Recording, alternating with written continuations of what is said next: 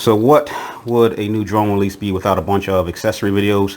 Well, I think one of the best accessories that you can get for any camera drone is a set of ND filters. And this being such a new drone, there are limited options when it comes to ND filters. I just happened to do my accessory search on Google and I came across an ST file for these adapter plates for the DJI Mavic 2 Pro ND filters. I sent the file out to my printer. He printed me off a couple dozen of them and I just wanted to check them out. So let's take a look. Hey, how's it going, everybody? Welcome back to the channel. If you're new to the channel, my name is Big Ball Vlogs. I do reviews, news, everyday vlogging, and every once in a while I'll do a tutorial. If this video is educational or somewhat entertaining, please consider smashing that like button and then subscribing to the channel for new videos when I post them. And if you choose to support the channel, other than just watching the video, please consider clicking on one of the links in the description below and helping out the channel. So yeah, I was doing some research for accessories, specifically ND filters. I know that I usually buy and use one ND filter, and it's usually an ND8. I'm not into getting, the full set for 150 bucks from, Freewell or whoever you choose to pick as your manufacturer of choice. I usually get myself an ND8, kind of keep it on there. It gives me a decent range of use from sun up to sundown, and I usually leave it at that. I don't play around with a lot of different filters and get all that cinematic blur stuff that other people do. So in this situation, I was just looking for an ND8. I didn't want to go out and spend 50-60 bucks on what is currently out there. I didn't want to wait for something to come from China, which is probably the option when you're looking for ND filters for this right now. And like I said, I found this adapter plate, or the ST file, what do you call it? STI file? I can't, the 3D printable file for this little adapter plate, and I thought I would try it out. I just happen to remember having an ND filter from the Mavic 2 Pro that I had, so it was a perfect matchup. I knew that, if this worked, it was going to be a thing that I wanted to use instead of going out and spending 50 bucks on something that I probably wouldn't use. So here it is. This is the actual finished product. Like I said, I sent this out to my printer. I'm not into 3D printing right now. He printed me off about 2 dozen of these, so if you're interested, I probably will put some up on my my store, bigballfpv.com, and it simply allows you to attach the DJI Mavic 2 Pro adapter the same way you would attach it to the camera on the DJI Mavic 2 Pro. So you would just kind of line up the notches and give it a twist and lock it in. On the back you have I believe it's a 0.08. This is the inside diameter that allows you to slide this over the housing of the lens on the DJI Mavic and the DJI FPV Drone, and it gives it a nice tight fit. Now I already got this one on there because I wanted to kind of get it all set up and try it out before I got on camera rambling, and it didn't work. But I just wanted to kind of give you a little look at it and give you the link to the file if you choose to go out and print these for yourself. So with that said, let's just take a quick look at it. I have, like I said, I had a Freewell ND8 and tucked away in a drawer. What I did was I attached it to one of the adapter plates and slid it on. It is kind of tricky trying to get this on though. There isn't a lot of space for you to get your hand in there and grab that camera. So you're going to have to kind of like be forceful but gentle in getting it on, because there is a little bit of like retention or suspension that is going on here, and you don't want to kind of like break off your camera trying to get this thing on. I just kind of like pushed it down. I don't know if I got it down far enough, but I pushed it down far enough that I knew it was on with a nice, sorry, it's not focusing, with a nice snug fit.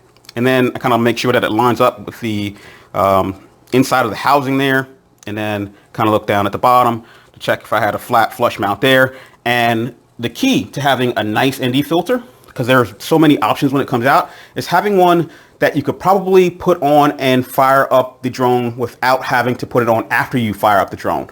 And the reason for that is, if you have to put it on after you fire up the drone, you're most likely going to get a gimbal error, because it's going to require you to kind of hold that gimbal and force it on there. And the drone's going to recognize it and going to say, hey, gimbal error, something locked up, and kind of lock out the drone, or lock out the gimbal on the drone. So with that said, let's just give it a little power up test. Give it a tap and then hold. And we're going to see if it calibrates down to the bottom, up to the top, back down to the bottom. And it centers without any issues at all. And it did its final center, and as you can see, it's on there and it works. Now, what have I found so far about this? And I did one quick flight to see if that actually gave me the correct field of view, because this is a very wide angle lens on the DJI FPV Drone. I had to figure out whether or not it would give me the right field of view, so I wanted to take it out and fly. And what this does now is, because you have that protrusion there on the top and bottom. If you are doing a higher pitched camera tilt, like let's say you're, I don't know, trying to push it up like that when you're flying around, you probably will get, I think I may have seen it once or twice, you probably will get a little message that says gimbal at max distance. And it's probably saying that because it senses that the gimbal is bottoming out on the top or bottom. Hasn't caused any problems though. I don't fly around with the, you know, with the gimbal pointed up at like 45 degrees in manual mode, and I try to keep it as slow as possible in sport mode so that I don't get that bang out. But yeah, if you are, especially if you're looking down, like I try to fly this thing like you would do a camera drone, and it's so disorienting where you just point the gimbal straight down and try to get those flyovers. There's something to love about a 3-axis gimbal. Yeah, you're probably going to get that little bottom out error message, but like I said, it hasn't given me any issues where it's overloading or kind of shutting down the gimbal. So like I said, with that said, let's just do a quick flight to kind of show you the field of view on this thing. Don't expect anything spectacular because this thing still scares the hell out of me. I tried to take it out the other day in super high winds to see how it would handle it as a demonstration or a experiment video. And it scared the living crap out of me. The wind was just pushing this thing every time you try to do a maneuver, just push it closer to stuff. And I'm like, I'm not crashing you today, bro. So I'm going to put it down. But yeah, let's take it out to give it a little flight and kind of wrap this thing up. All right. So like I said, don't expect anything spectacular out of this video.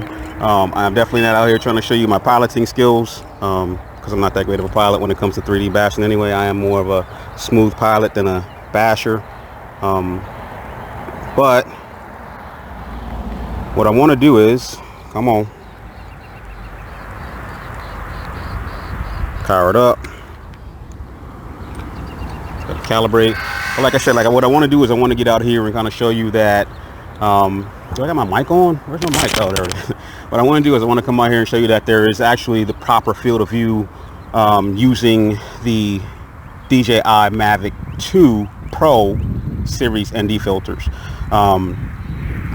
Some guys were using the Mavic 2 Zoom's ND filters, which apparently slide right over the lens on the DJI FPV drone, but because they're round and they're smaller, you get that they call a vignette around the edges where the field of view isn't wide enough. So with this, hopefully it's not going to give me the same vignette. I think it shouldn't. I think it didn't the first time, but to be honest with you, I was so focused on trying to pilot the drone, I wasn't even really watching the edges. So with that said, let me confirm home point is updated. And I mean, I'm right now, I wish there was a way. In fact, I probably, why do I say I wish? There is a way.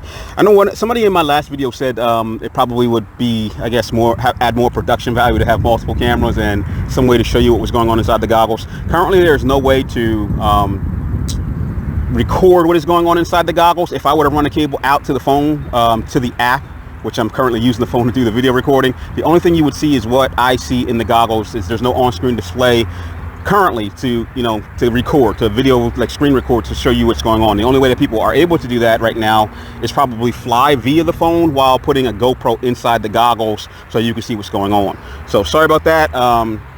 Maybe down the line, if DJI updates the app so that it gives you the same functionality as your other DJI drones, I will be able to screen record what you see or what I see OSD wise and show you in the video as a B-roll. So I'm gonna move this over here real quick.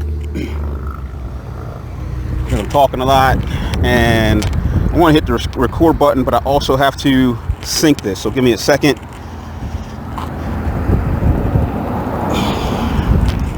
Because I gotta get it so that I can show a sync. All right, so let's go. All right, cool. And I think there's actually sound here too. So 1, 2, 3. Oh, I forgot to record. Newbie mistake. All right, so let's do that again. Sync it, hit record button. Recording.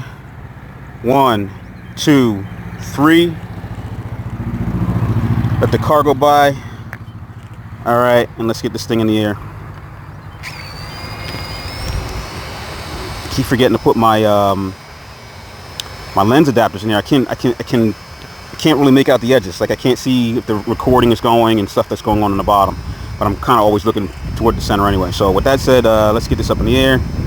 And the weather has definitely, before I get this up in the air, the weather has definitely changed. It's now a lot breezy, a lot more gusty, and the sun is kind of like tucked behind the overcast. So probably not going to be the best ND filter demonstration. And this thing does not like the wind. Even though it has image stabilization, it does not like the wind. Like I said, there's something to be said about 3-axis stabilization. So get that up in the air.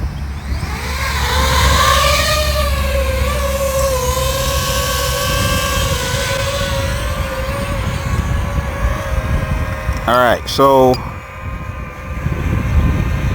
I got the gimbal pointed down right now, so you can see that there is no vignette around the edges. Gives me a proper field of view. But I am getting, because I have the gimbal pointed straight down, I am getting, gimbal has reached its maximum endpoint, and that's probably because the gimbal is already pointed down, and the wind is causing the drone to kind of pitch forward to stabilize itself, and it's banging off the bottom. So I'm going to center that. So currently I got it at a 20-degree field of, a 20-degree angle, or that's where it's set at when you put it into the standard front-facing or forward-facing camera view, and that will self-adjust as you fly around. So right now I'm going to put this in sport mode. Actually, it was in normal, so I'm going to put it in sport mode. Another thing about this thing is that, like I said, it doesn't like the wind when it's in sport mode, and it has that aggressive braking. So you're going to see it like bounce around a lot. I'll talk about it in a new video. And see how it's sliding right now to the right? I do not know why it does that while I'm flying around, but that is crash potential right there. When you're trying to bank, for some reason, when I'm banking, I'm doing a regular normal turn. I'm going to do it out in this field, and it feels like this thing just wants to slide. See how it's sliding over towards this tree? It just wants to slide out, and I don't know why. So a little bit scary when you're flying in tight spaces. But like I said, I just wanted to show you in my little flying field here that you do get the proper field of view.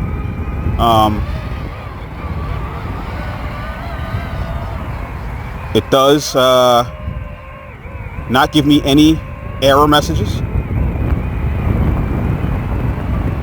Look at that, it just slides, man. And in sport mode, crazy too, because it is still GPS locked. It'll stop if I let my hands off of it, but it just, when you're giving it any inputs, it just slides with the wind. That is a scary sensation. It's not something that I usually experience when I'm flying my regular quads, and that's odd to me. That's why I said I'm scared to death to fly this, because there are so many things that happen when you're flying this thing that you just don't expect. I almost crashed it because I accidentally thought I hit the record button and hit cruise control, and I'm like, stop moving, and it just kept flying, and I was like, man, there's so many potentials for you to crash this thing. But again, I'll talk about that in a different video.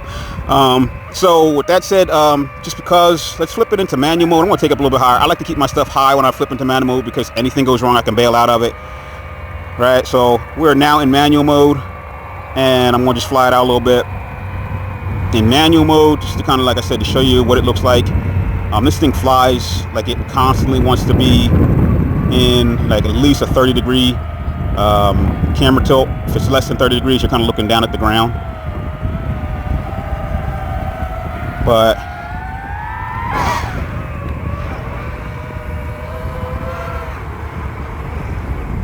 and it stutters a little bit when you're doing stuff because of the prop wash.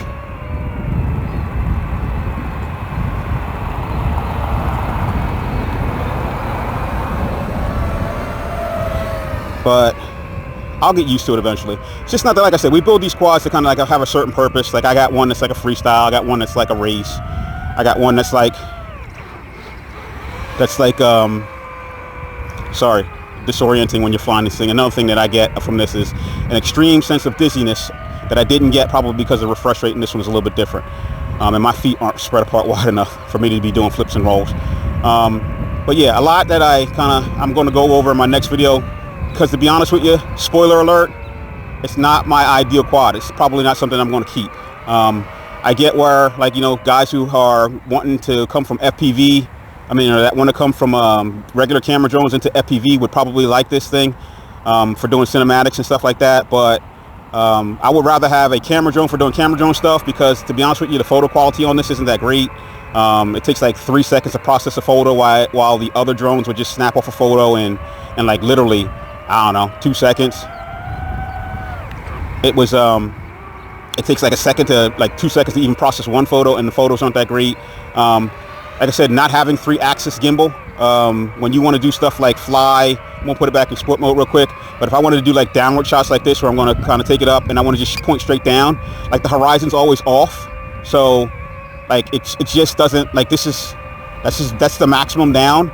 And when you're trying to do like flying like this, the horizon's off, so you can't really, I mean, it's just odd. It's odd, and I don't like it. I would rather have a camera drone to do camera drone stuff and an FPV drone to do FPV drone stuff.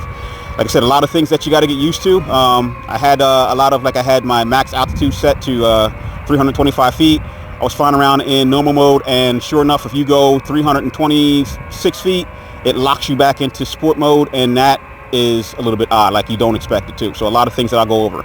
But what you can tell is also in this, a lot of guys were saying, hey, why can you see the props? And I think I can kind of see the props in this because I turned it off. I can't really make out the edges here. Let me see. I thought I could see the props in it. You can also adjust the, there's this thing called like roll compensation, and I can't remember what the other setting is, but it kind of punches in, it crops in a little bit so that you get a fixed 16:9 crop. That'll take the props out, and that probably will help also if there is that vignette, which I don't see right now. It's probably punched in a little bit, so no, I think I actually turned that off. So look at that, it's just getting pushed around in the wind. It's acting crazy. So there are, like I said, there are some things that, you know, if you do get the vignette from using a specific type of ND filter, because like I got the Freewell, but there are some that don't have the same glass surface area, I guess, glass surface area, where you might get a little bit of the edges in the shot. You can definitely punch in a little bit and kind of get those out. So let me just click that back in its manual mode again, because that little freak out like drives me freaking crazy. Don't know why it does that. All right, so, and we're going to try to keep this thing in the air, and then I'm going to wrap it up. And, you know, kind of like I said, I guess I'll do it now. Give you my impressions while I'm flying. So my impressions are, they work. Inexpensive if you got your own 3D printer. You know, I paid the guy for his service, but if you got your own 3D printer, it should only cost you a couple of dollars to make these for yourself. The ND filter itself, I don't know who the hell is honking their horn like that. The ND filter itself cost me, when I bought it, probably around $19. I haven't looked up the price for them yet, but because the Mavic 2 Pro is not the latest, greatest, and I try not to fly over houses and stuff like that, so if you're getting tired of me flying just straight lines, the Mavic 2 Pro is now like a little bit dated, so the ND filters may be a little bit cheaper. You might be able to find different options. I probably will invest in the polarized version of this, because I do like a polarized lens over a standard ND filter, so I like a NDPL, and like I said, it works for me. The only downside is you're probably not going to be able to keep this on while putting the gimbal guard on, so keep that in mind if that is a deal breaker, and you just don't want to stress out the the grommets or whatever that are holding that gimbal in place, because it takes a little bit of force to put it on. This may not be the option for you, and I really can't speak to a set of, you know, pre-made like Freewells or something like that, because I probably won't buy a set now that I got this. But with that said, I'm going to fly this out, and I'm going to take it in, and I will catch you in the next video. Talk to you later.